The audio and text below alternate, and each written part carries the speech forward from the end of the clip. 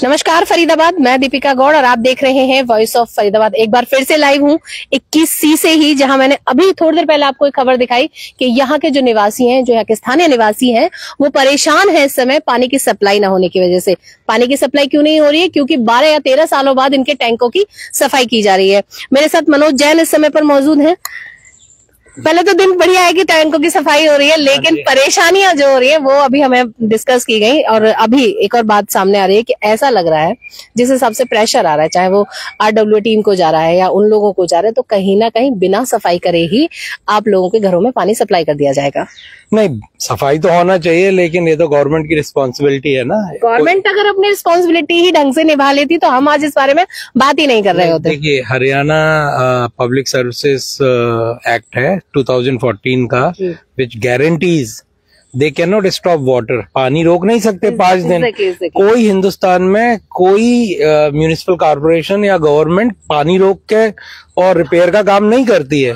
They have to ensure कि पानी तो मिले जनता को, और यहाँ हजारों लोग तो तैयार करके रखे। हाँ जी, और यदि गंदगी ज्यादा है तो अच्छे कॉन्ट्रैक्टर को देना चाहिए था।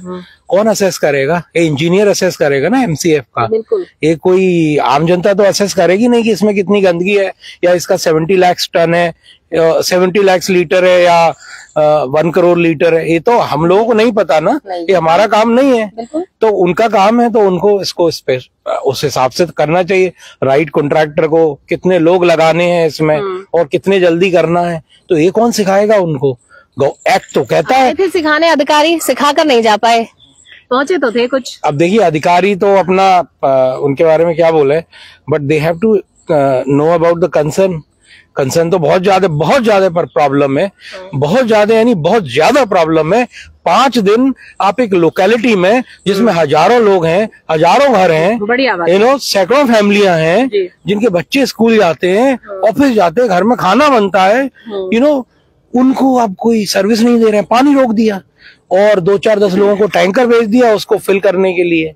तो ये तो अलाउड नहीं है। आई मीन, एक्ट भी अलाउ नहीं करता और कहीं भी कोई भी स्टेट्यू अलाउ नहीं करता। इर्रिस्पेक्टिव हरियाणा स्टेट्यू, किसी गवर्नमेंट का स्टेट्यू अलाउ नहीं करता है कि आप ऐसे पानी रोक दें और पानी रोक के बोले कि आप जाओ चने खाओ, हम काम करें, पानी मंगवाओ, पैसे दो। 1200 रुपए, 900 से 1200 रुपए। हाँ जी, यही आ रहा है।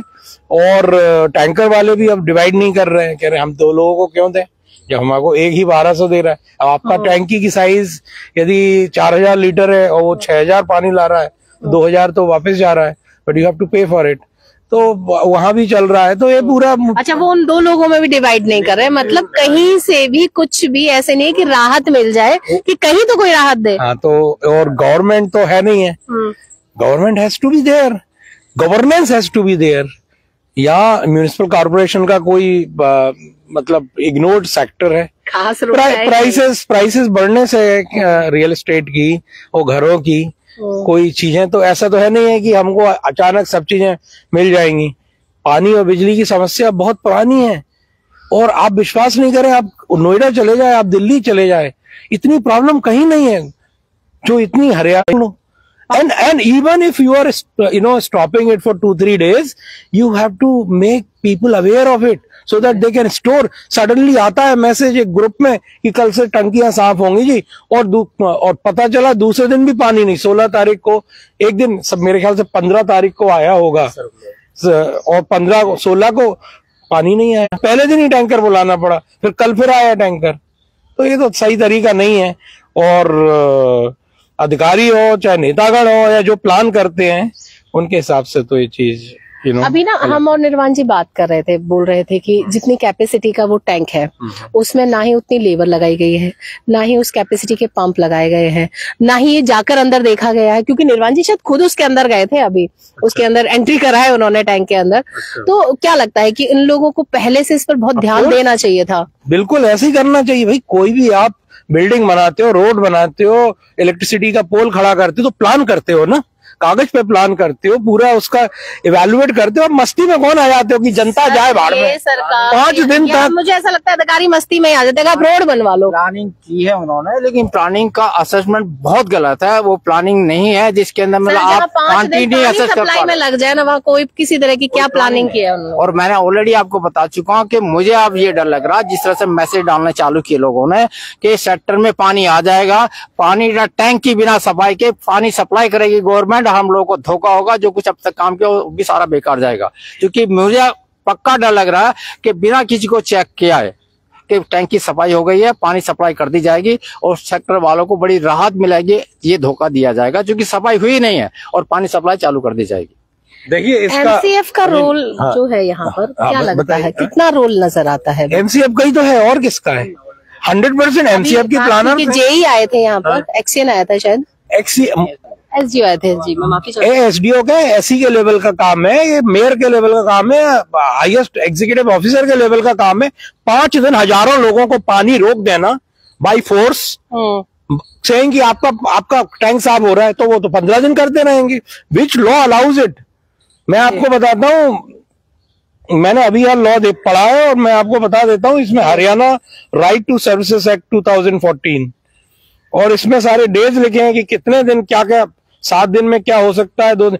पानी रोकने का तो लिखा ही नहीं है। It's expected that water has to flow every day. Basic सुविधा है ये पानी, मतलब पानी के बिना जीवन संभव नहीं है, और उन्होंने 5 दिनों के लिए पानी रख दिया क्योंकि उन्हें लगता है कि कहीं ना कहीं लोग अपने लिए खुद ही अर्जित कर लेंगे। सफाई होती नहीं है, एग्जैक्टली। यू नो, ये तो सिविल इंजीनियरिंग का सिंपल रूल है। 12 साल की सिविल इंजीनियरिंग का, ठीक है 12 साल की थी, पता है। अब दैट्स द हिस्ट्री, उसके हिसाब से प्लान कर लेते हैं। 10 लोग से लगा देते हैं, 2 दिन में करना चाहिए थे। तीनों को अंडर कनेक्ट किया गया है, उनको बंद कर दिया। एमसीएफ का तो सबको पता है, it's highest in corruption, it's highest in you know, I mean जो भी जितनी भी गलतियां होती हैं सेक्टर में, परेशानी है पानी की इतनी परेशानी। और भी एमसीएफ रिलेटेड काम, पानी, थोड़ी सी बरसात होती पानी मर जाता है, बिजली की समस्या चली रही है, राइट टू सर्विसेज एक्ट की कोई वैल्यू नहीं है।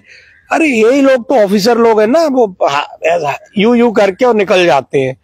आई मीन इनके घर का पानी बंद कर दे ना, इनके घर का पानी बंद कर दें, कि सरकारी जो लोग हैं, हाँ सरकारी लोगों को पानी बंद कर दें। चीजें करनी चाहिए क्योंकि आम जनता जिन चीजों, या अपनी वाइफ से पूछ ले, अपने बच्चों से पूछ ले, बेटा 4 दिन बिना पानी के रह लोगे क्या? उनके यहाँ तो टैंकर भी फ्री में पहुंच जाएंगे ना, क्यों पहुंचेंगे? यदि करें, they live the same life as we. मतलब हम इंडिया में पॉसिबल ही नहीं हो रहा है ना कि सेम लाइफ जी लें वो लोग। आम जनता अलग कैटेगरी में है और ये लोग अलग कैटेगरी में है। हाँ, तो उनको ये मेरे ख्याल से हरियाणा में जो ज्यादा ही होता है, बाकी स्टेट्स में नहीं होता इतना ज्यादा, और अकाउंटेबिलिटी बनती है। और यहाँ भी those who are responsible for this mishap और misstep, they must be held accountable and suspended. 5 दिन आप जनता का, हजारों लोगों का पानी बंद नहीं कर सकते, प्लेन एंड सिंपल। आपको 1 दिन में, मैक्सिमम 2 दिन में, विदाउट प्लानिंग, विदाउट एनीथिंग, आप एमसीएफ का कमिश्नर हो, he might be an IAS officer, but he must be a good planner and he must be a good administrator so that his people work properly. उन्होंने यहाँ तक की planning नहीं किया। Sector के अंदर कम से कम भी 8-10 समरसेबिल लगे हुए हैं, वो सारे के सारे समरसेबिल चेक करा के पहले से चेक किया जाता है कि समरसेबिल वर्किंग कंडीशन में है या नहीं, ताकि उस पॉकेट के लिमिटेड लोगों को तो फायदा होता।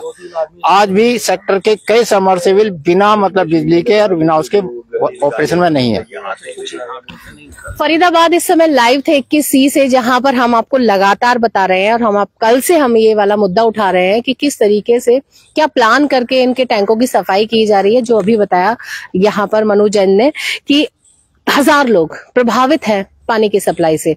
किस तरीके से सरकारी अमला इस पे काम कर रहा है, जो सरकारी विभाग है, एमसीएफ कहाँ पूरी तरीके से फेल नजर आता है, क्योंकि एमसीएफ पहले से ही हमेशा ही चर्चाओं में रहा है, चाहे भ्रष्टाचार को लेकर रहा हो, चाहे लोगों की सुविधाओं को लेकर रहा हो। शहर में सफाई का आलम देख लिए, शहर में पानी की सप्लाई का आलम देखिए, किस तरीके से एमसीएफ काम कर रहा है और लोग लगातार परेशान हो रहे हैं और इस तरह से रोष प्रदर्शन भी कर रहे हैं।